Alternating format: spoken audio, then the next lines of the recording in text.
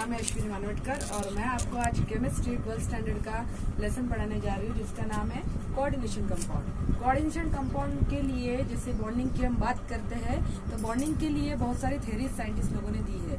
उसमें से सबसे बेसिक थ्योरी, फर्स्ट थ्योरी, जिसका नाम है वैलेंस बॉन्ड थ्योरी, इसके बारे में आपको बताना चाहूंगी। उसके पहले मैं कुछ बेसिक फंडामेंटल आपके साथ शेयर करना चाहूंगी जिसमें आएगा पीरियोडिक टेबल। ठीक है, तो ये हमारा पीरियोडिक टेबल है जिसमें अलग अलग ब्लॉक्स होते हैं और सेपरेटली दो नीचे ब्लॉक होते हैं। तो ये जो ब्लॉक है हमारा वो एस ब्लॉक है, ये जो हमारा ब्लॉक है ये बी ब्लॉक है और ये बीच वाला डी ब्लॉक है और नीचे का एफ ब्लॉक है। ये जो हमारा बीच वाला जो डी ब्लॉक है इसमें एक्चुअली 4 सीरीज होती है, 3D, 4D, 5D और 6D। उसमें जो 3D सीरीज एलिमेंट है आज मैं उसके द्वारा आपको कोऑर्डिनेशन कंपाउंड बताना चाहूंगी। ठीक है, क्योंकि इसका बताने का मेन रीजन ये है कि ये जो डी सीरीज के एलिमेंट होते हैं, ये हम बोलेंगे डी ब्लॉक एलिमेंट्स होते हैं, ये डी ब्लॉक एलिमेंट्स में कैपेसिटी होती है कोऑर्डिनेशन कंपाउंड बनाने की। डी ब्लॉक्स एलिमेंट को हम ट्रांजिशन मेटल्स भी कहते हैं या ट्रांजिशन एलिमेंट्स भी कहते हैं। ठीक है, और ट्रांजिशन एलिमेंट्स एस ब्लॉक और पी ब्लॉक के बीच में है, एस ब्लॉक और पी ब्लॉक के बीच में है, इसलिए इसको ट्रांजिशन मेटल्स कहते हैं या एलिमेंट्स कहते हैं, है ना। हम इसको कहेंगे ट्रांजिशन एलिमेंट्स और ये ट्रांजिशन एलिमेंट्स कोऑर्डिनेशन कंपाउंड बनाते हैं। तो आज मैं आपको बताऊंगी कि 3D सीरीज एलिमेंट के किस तरह से मेटल्स एलिमेंट्स ट्रांजिशन एलिमेंट्स बनाएंगे कोऑर्डिनेशन कंपाउंड। तो 3D सीरीज एलिमेंट में टोटल 10 एलिमेंट आते हैं। हम अगर बात करेंगे तो वो सीरीज वाइज है scandium, titanium, vanadium, chromium, manganese, ferrous, cobalt, nickel, copper, zinc. इनका अगर सीरियल वाइज हम एटॉमिक नंबर ध्यान में रखेंगे तो वो 21 से चालू होता है अप टू 30 तक। इन सभी में कैपेसिटी होती है कि ये कोऑर्डिनेशन कंपाउंड बनाएंगे। ठीक है, तो अभी मैं तुमको वैलेंस बॉन्ड थ्योरी की मदद से कुछ कोऑर्डिनेशन कंपाउंड कैसे बनते हैं, मेटल और लिगैंड इनके बीच में किस तरह से बॉन्ड बनता है ये मैं बताऊंगी। उसके पहले मैं आपको ये बताना चाहती हूँ कि कोऑर्डिनेशन कंपाउंड में होता क्या है कोऑर्डिनेशन कंपाउंड, और कोऑर्डिनेशन कंपाउंड में मेटल क्या है, लेगेंड्स क्या है, ये सब बताना चाहूंगी। मेटल वो होता है जिसके पास इलेक्ट्रॉन की कमी होती है, जो कभी दूसरों को इलेक्ट्रॉन देता नहीं है, दूसरों से लेता है। अभी लेता है मतलब लेगा तो तब ना जब कोई देगा। तो देने वाले 2 जन होते हैं, एक है निगेटिव लिगैंड्स और दूसरा है न्यूट्रल लिगैंड्स। ठीक है, कुछ लिगैंड न्यूट्रल होते हैं जैसे कि वाटर, और कुछ लिगैंड निगेटिव होते हैं जैसे कि क्लोरो, ब्रोमो, साइनो, ये निगेटिव लिगैंड्स होते हैं। ये निगेटिव होते हैं इसका मतलब इनके पास इलेक्ट्रॉन्स है, तो इनके पास इलेक्ट्रॉन है तो ये इलेक्ट्रॉन देना चाहेंगे। ठीक है, तो इलेक्ट्रॉन देने वाला ग्रुप हो गया तुम्हारा लिगैंड्स और इलेक्ट्रॉन लेने वाला हो गया तुम्हारा मेटल आयन। ठीक है, मेटल आयन हमेशा बीच में होता है, इसलिए मेटल आयन का बहुत सी जगह तुमको नाम मिलेगा सेंट्रल मेटल आयन। ठीक है, तो ये मेटल और ये जो लिगैंड्स है इनके बीच में अलग अलग तरीके से इलेक्ट्रॉन का डोनेशन होता है। एक जन इलेक्ट्रॉन दे रहा है तो दूसरा ले रहा है। इलेक्ट्रॉन देने वाले को हम बोलते हैं लिगैंड्स और इलेक्ट्रॉन लेने वाले को हम कहते हैं मेटल। समझ में आया। और इनके बीच में ये जो एरो टाइप बॉन्ड बना है, ये एरो का नाम है कोऑर्डिनेशन बॉन्ड। क्या बोलते हैं इसको हम? कोऑर्डिनेशन बॉन्ड, जो कि मेटल और लिगैंड्स के बीच में ही हमेशा मिलेगा। ठीक है, ये बॉन्ड ये दर्शाता है कि यहाँ पे 2 जन आपस में इलेक्ट्रॉन शेयर नहीं कर रहे, कोई एक दे रहा है पूरी तरह से तो कोई एक ले रहा है, और उनके बीच में एक एरो वाला बॉन्ड बना है जिसको हम बोलते हैं कोऑर्डिनेशन बॉन्ड। ठीक है, जब भी मेटल और लिगैंड इनके बीच में कोऑर्डिनेशन बॉन्ड बनता है तब अलग अलग टाइप की ज्योमेट्रीज बनती है। ज्योमेट्री में हम बेसिक 3 ज्योमेट्री देखेंगे जिसमें आएगा ऑक्टाहेड्रल ज्योमेट्री। इसमें क्या होता है, एक मेटल रहते हैं और 6 लिगैंड्स रहते हैं। ठीक है, उसके बाद आएंगे दूसरी ज्योमेट्री हमारी टेट्राहेड्रल। टेट्राहेड्रल में क्या होता है, मेटल तो रहेगा ही, मेटल हमेशा एक ही रहता है, चाहे लिगैंड की संख्या कम ज्यादा हो सकती है पर मेटल एक ही रहता है हमेशा। टेट्राहेड्रल में एक ही मेटल रहेगा और 4 लिगैंड्स रहेंगे।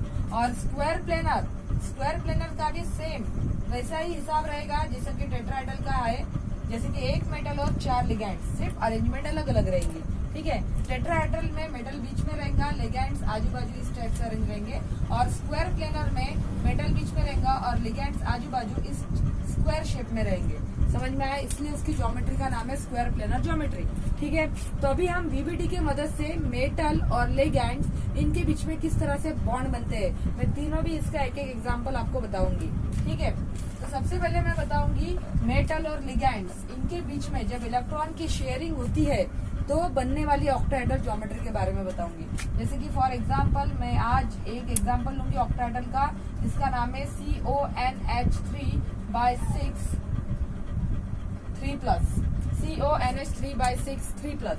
ये इसमें देखो अच्छे से, जो संख्या में एक है वो हमेशा मेटल होगा। यहाँ पे एक ही नंबर में है कौन, CO कोबाल्ट, ठीक है, ये मेटल है। और ये 6 क्या है, NH3, ये लिगैंड है। जिनकी संख्या ज्यादा होती है वो लिगैंड्स होते हैं, ठीक है। और इनको हमेशा ये स्क्वायर ब्रैकेट में लिखा जाता है, ठीक है। और अगर एक्स्ट्रा चार्जेस है तो ये स्क्वायर ब्रैकेट के ऊपर डिनोट किया जाता है, ठीक है। अगर तुम्हारे पूरे कॉम्प्लेक्स, इसको बोलते हैं कॉम्प्लेक्स आयन, मेटल और लिगैंड से बना हुए इस आयन को कहते हैं कॉम्प्लेक्स आयन। और इस कॉम्प्लेक्स आयन का टोटल चार्ज इस केस में 3+ है। अगर तुम्हारे पूरे कॉम्प्लेक्स आयन का चार्ज पॉजिटिव में है तो समझ जाना ये जो पॉजिटिव वाला चार्ज है 3+, यही कोबाल्ट की क्या है, वैलेंसी है।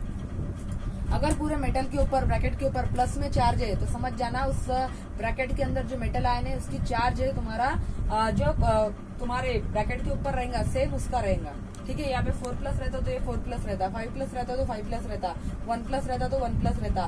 ब्रैकेट के ऊपर अगर प्लस वाला कोई चार्ज है तो सेम वही चार्ज किसका रहेगा, तुम्हारे सेंट्रल मेटल आयन का रहेगा। समझ में आया? इसका मतलब इस केस में जो कोबाल्ट है वो सेंट्रल मेटल आयन है।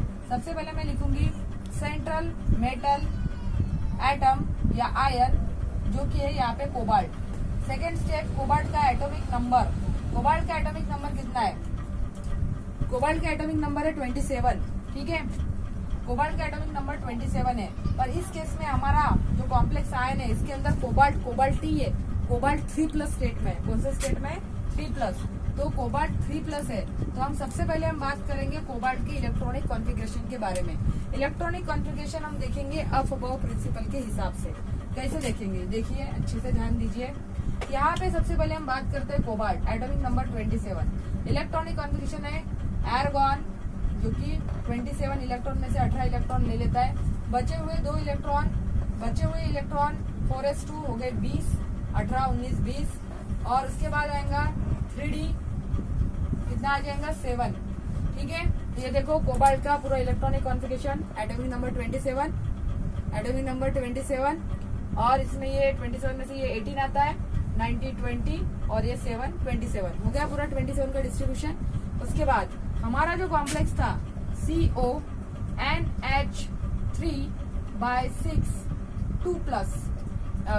3+, बराबर है। इसमें 3+ है, मतलब कोबाल्ट कौन सा स्टेट में है? CO 3+ स्टेट में है। इसका मतलब 3 इलेक्ट्रॉन गायब कर दो। 3 इलेक्ट्रॉन गायब करेंगे मतलब क्या हो जाएगा? AR रहेगा 18 इलेक्ट्रॉन के साथ। एर्गॉन नोबल गैस कहते हैं इसको। 4s 0 हो जाएगा और 3D 7 में से एक चला जाएगा तो 6 हो जाएगा। देखो ये 2 गए और इसमें से 1 गया, हो गया तो 3 गए, 3 इलेक्ट्रॉन लॉस हो गए ना, ठीक है। 3 इलेक्ट्रॉन लॉस हो गए तभी तो इसके ऊपर 3+ आया ना। अभी हम इसके बाद हमारा नेक्स्ट स्टेप आता है बॉक्स डायग्राम की बात आती है। इसकी बात आती है बॉक्स डायग्राम। बॉक्स डायग्राम वो होती है जो इलेक्ट्रॉन को रिप्रेजेंट करती है एक बॉक्स में 2 इलेक्ट्रॉन के फॉर्म में, ठीक है। अभी बॉक्स डायग्राम के लिए हमारा सीक्वेंस रहेगा 3D, 4s, 4p और 4d। हमको पता है d ऑर्बिटल की, d सबशेल की कैपेसिटी होती है 10 इलेक्ट्रॉन की। 10 इलेक्ट्रॉन की कैपेसिटी है। s की 2 इलेक्ट्रॉन की होती है, p की 6 इलेक्ट्रॉन की होती है और d की 10 इलेक्ट्रॉन की होती है। और एक बॉक्स 2 इलेक्ट्रॉन रखने वाला है। इसका मतलब क्या हुआ? इसको 5 बक्से की जरूरत पड़ेगी। कितने बॉक्स की जरूरत पड़ेगी? 5, क्योंकि इसके पास टोटल 10 इलेक्ट्रॉन है। एक बक्से में 2 इलेक्ट्रॉन, तो 5 बक्से में आ जाएंगे बराबर 10, ठीक है। उसके बाद यहाँ पे s की कैपेसिटी है 2 इलेक्ट्रॉन की, तो एक बक्से में से इसका काम हो जाएगा, एक बॉक्स से काम चल जाएगा। p में 6 इलेक्ट्रॉन रखने की कैपेसिटी है, p के पास 6 इलेक्ट्रॉन होते हैं, एक बक्से में 2 इलेक्ट्रॉन तो 6 इलेक्ट्रॉन आ जाएंगे।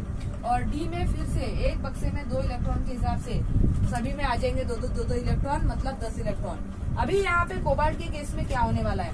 कोबाल्ट के केस में अच्छे से हम देखते हैं तो 3D 6 है, d में 6 इलेक्ट्रॉन है, तो पहले हंट्स रूल के हिसाब से सभी इलेक्ट्रॉन सिंगल डालिए और उसके बाद इसकी पेयरिंग करिए, हो गए 6 इलेक्ट्रॉन, ठीक है। उसके बाद हम बात करते हैं 4s में कितना आएगा? 4s तो 0 है, कुछ भी नहीं आएगा, ये तो है ही नहीं, इसमें भी कुछ नहीं आएगा, ये भी नहीं है, इसमें भी कुछ नहीं आएगा। समझ में आया? अभी हम क्या चाहते हैं? अभी हम ये करना चाहते हैं, अभी हमने पूरा हिसाब अभी तक सेंट्रल मेटल आयन का देखा है, कोबाल्ट का देखा है। कोबाल्ट न्यूट्रल था तो कैसा था, कोबाल्ट का 3+ था तो कोबाल्ट कैसा था, कोबाल्ट की बॉक्स डायग्राम कैसी थी, ये हमने सिर्फ मेटल के बारे में देखा। समझ में आया? अभी तक हमने NH3 के बारे में कुछ देखा ही नहीं। तो NH3 की तरफ हम टर्न होते हैं।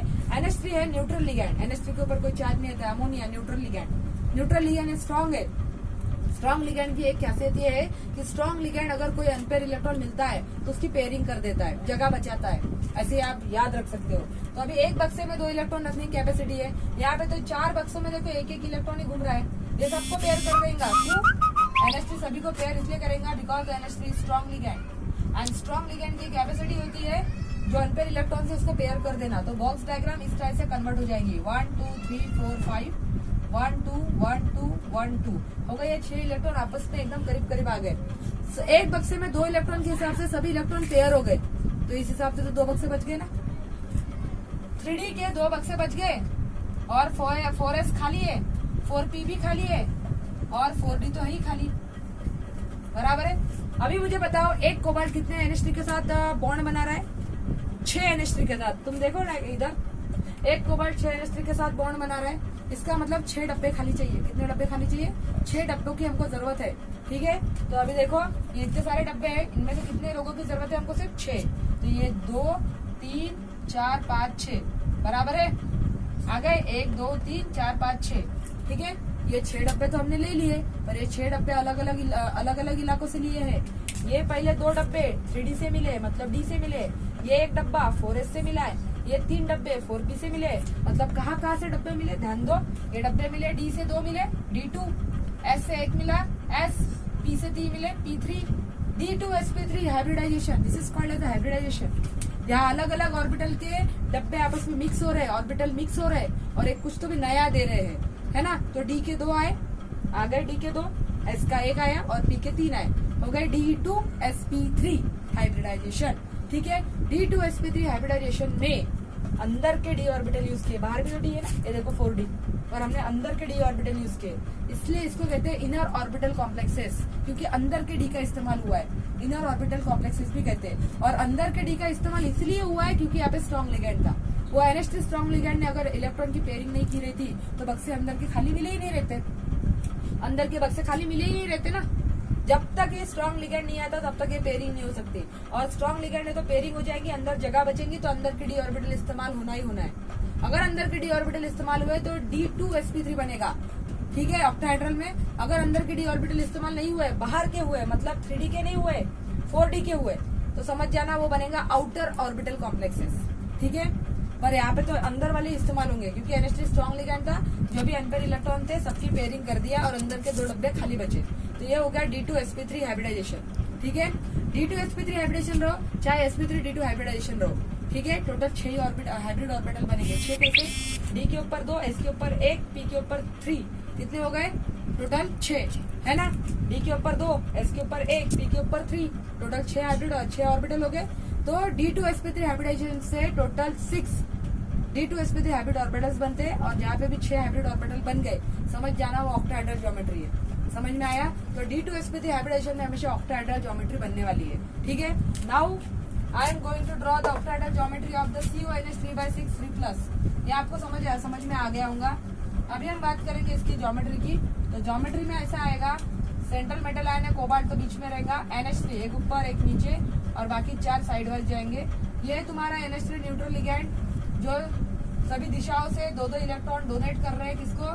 सेंट्रल मेटल एटम कोबाल्ट को, क्योंकि कोबाल्ट इलेक्ट्रॉन डिफिशिएंट है, ठीक है। ये NH3, ये NH3, ये NH3।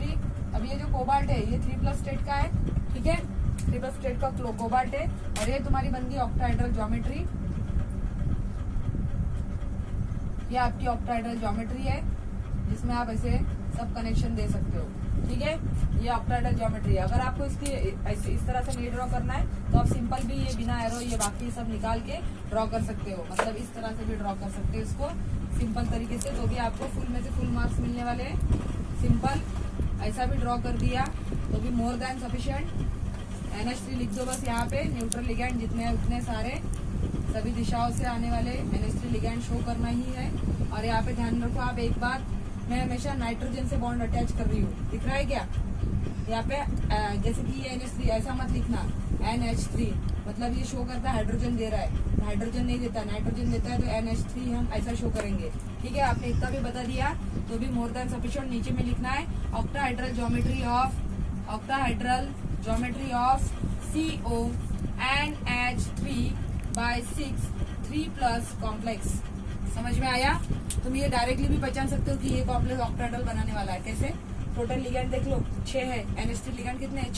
6 लिगैंड मतलब ऑक्टाहेड्रल ही होता है। 4 लिगैंड मतलब टेट्राहेड्रल या स्क्वायर प्लेनर। ठीक है, उसका डिफरेंशिएशन मैं आपको अगले वीडियो में जरूर दूंगी। Thank you very much.